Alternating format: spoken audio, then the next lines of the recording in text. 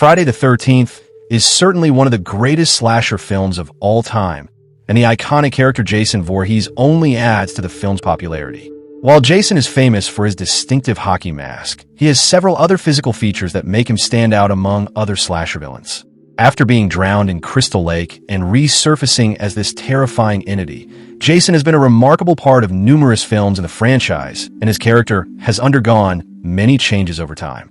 Today we will explore all the insane physical details of the psycho killer and tell you everything about his anatomy. Before we dive into our explanation, we have a very small request.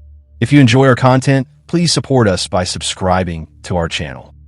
This is a small click for you, but for us, it means a lot. Thank you. Let's start with the abroad. What does this face look like under the mask while Jason Voorhees is known for the hockey mask on his face? Fans of the franchise will remember the real face he hides under the mask, while the film keeps the revelation until the climax scene. Jason's perfect face has never been the same in the franchise, and in Friday the 13th Part 2, Jason had long hair and a beard under the mask, which was not one of his most famous looks, but he still managed to scare the audience. And in the third part, Jason had a fairly iconic face reveal where he was depicted as a tall, balding and muscular person with a distorted eye. He also had a creepy smile that was much more ominous than his hockey mask. The final chapter movie was released in 1984 and showed Jason with an even more improved appearance, played by Ted White. Special effects artist Tom Savini worked hard on Jason's look in this film, especially in the scene where Jason is attacked with a machete on his head and then appears with a distorted bleeding face. The fifth installment of the franchise showcased a different version of this character, where a paramedic named Roy Burns wore a prosthetic to look like Jason. After this appearance disappointed the fans, they supported Mark Jason's return with a bang, revealing him with a decayed, undead look that made him resemble a zombie. The seventh part of the franchise even solidified Jason's zombie look, where he appeared in an even scarier and more disturbing form. He had a distorted face with decayed teeth and damaged features, and Jason was in his most undead form. The following parts showed Jason's face with some slimy features where his skin appeared to be melting. There was also a reboot film released in 2009 that paid tribute to Jason's human form, in which he initially wore a bag mask instead of a hockey mask. The secret behind his damaged eye sockets, and the fourth part of this franchise, Friday the 13th. The final chapter was that Jason was stabbed in the eyes with a machete, causing permanent damage to his left eyeball. The directors of the future films kept this detail in mind, which is why Jason was often seen with a damaged eye socket.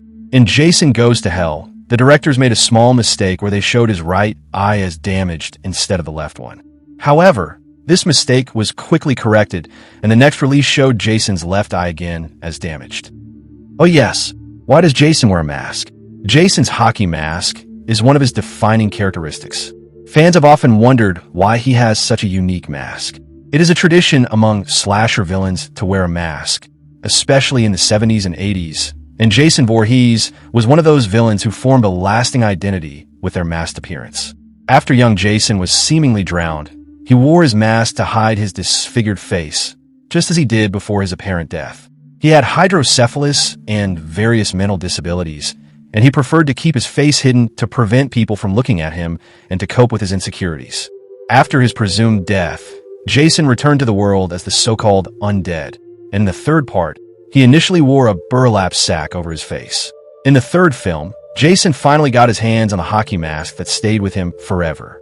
While one might think that there must be a specific reason for this unusual mask, it was just a coincidence. The crew was testing the lighting, but they didn't want to apply makeup just for a few tests. The supervisor of the 3D effects happened to have some hockey gear on set, and he suggested that Jason's character should wear this mask for the time being. The mask improved Jason's appearance and gave his character a creepy atmosphere, and they decided to create a new hockey mask and add a few red triangles to enhance the look. Can Jason change bodies? Although Jason already has some cool superpowers and abilities, his ability to switch bodies and transfer his soul into the body of another being is certainly one of his coolest abilities. This was especially evident in Jason Goes to Hell. Last Friday revealed that evil resides in Jason's heart, and that he can use it to possess others when a coroner eats Jason's heart in this film. Jason's soul is transferred into his body and causes him to become angry. This scene caused quite a stir, and even the actor who played the coroner nearly vomited while eating this artificial heart made of gummies. Can Jason Voorhees reproduce? What will happen if he raises a child? Jason clearly had issues with intimacy and often targeted teenagers or young people seeking intimate relationships to be his victims. Jason's death as a child was the result of the camp counselor's negligence towards him while they were busy being intimate with each other as he drowned. After his resurrection, Jason developed a hatred for sexual relationships and took it upon himself to punish teenagers who engaged in such activities. Given that Jason loathes physical intimacy, it is quite unlikely that he would engage in such relationships and reproduce. It should be noted that Jason is undead, and there is also a possibility that he can never reproduce or have children, even if he ever changes his mind. Also, Jason doesn't seem mentally ready to raise a child and care for them. In any case, if he somehow adopted a child or took one under his wing, he would still not be able to care for them, feed them, and maintain them.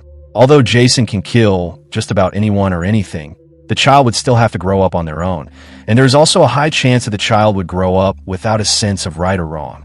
This would increase the child's chances of becoming a sociopath after living under Jason's influence. Despite Jason's issues with intimacy, the Crystal Lake Memories book in the third part of this franchise suggests that Jason forced himself on Chris. However, there are many fan theories regarding this incident where some fans believe that Jason would never do such a thing and that this is all purely a fan theory, as opposed to others who believe that he may have abused others as well. Another source suggests that the creators intended to show a scene in which Jason would take out his frustration on Chris, but the actress playing Chris refused to act in such a scene, and they decided to leave it ambiguous. However, the scene did imply that Chris felt violated, and her boyfriend later claimed that she wouldn't let anyone touch her anymore. While some fans still stand by their position, insisting that Jason would not prey on a victim, others continue to argue that Jason is inherently a malevolent character and that you actually can't give him anything in this film. The creators wanted to show that Jason had forced himself on Chris when they had a meeting earlier in the story.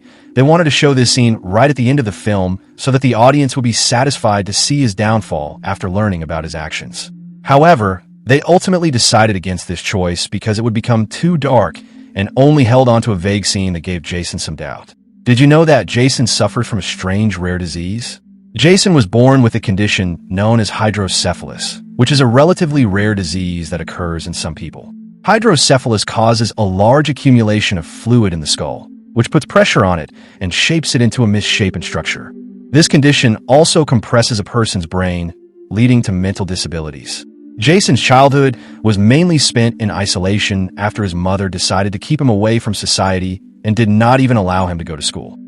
Jason had become very close to her after constantly being around her, which ultimately led to antisocial behaviors and violent tendencies.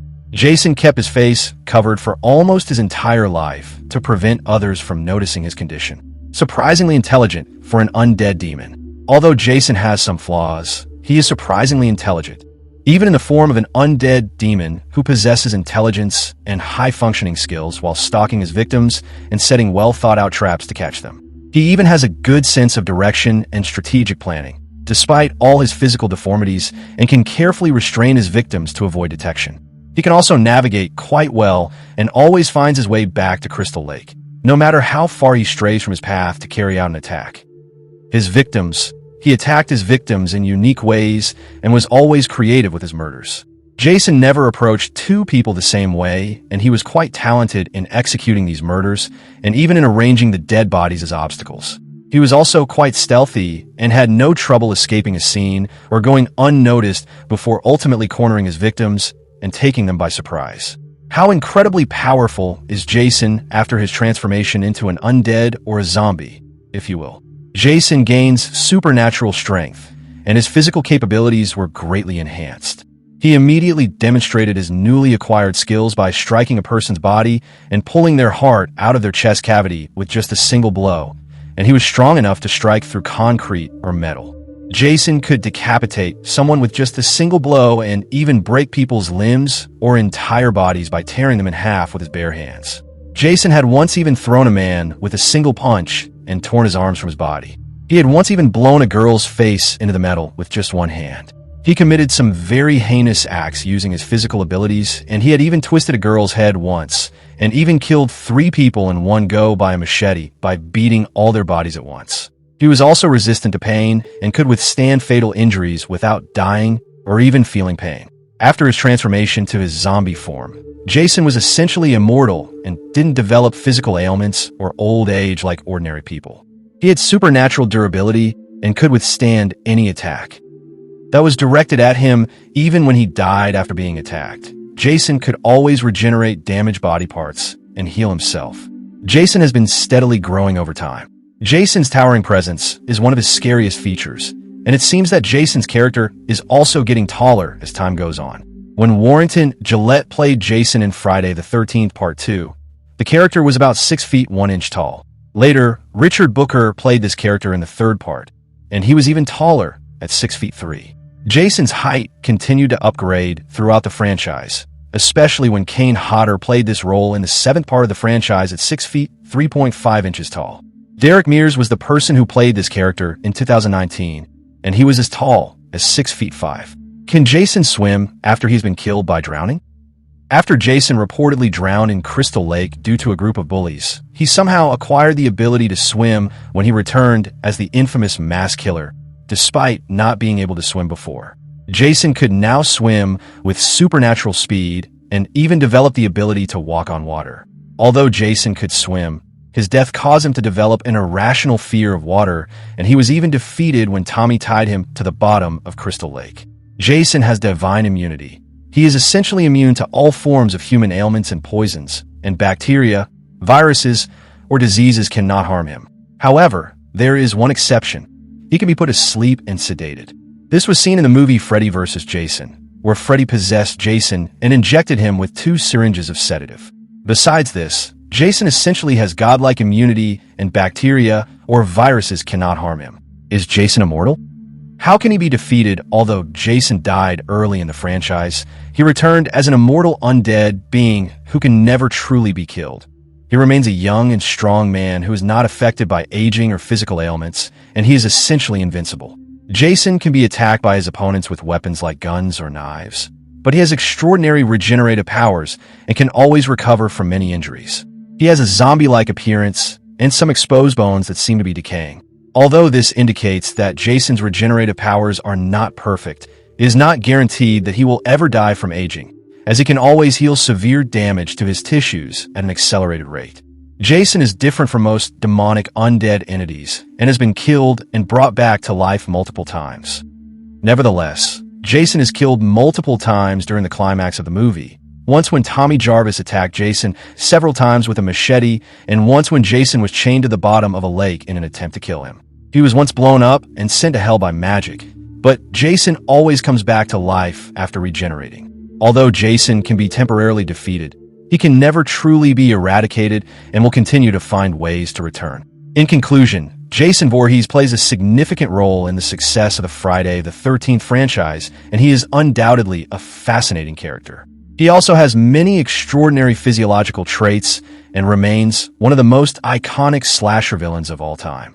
And if you enjoyed our content, don't forget to leave a like and subscribe if you haven't already. Have a great day and stay safe. Thank you, everyone.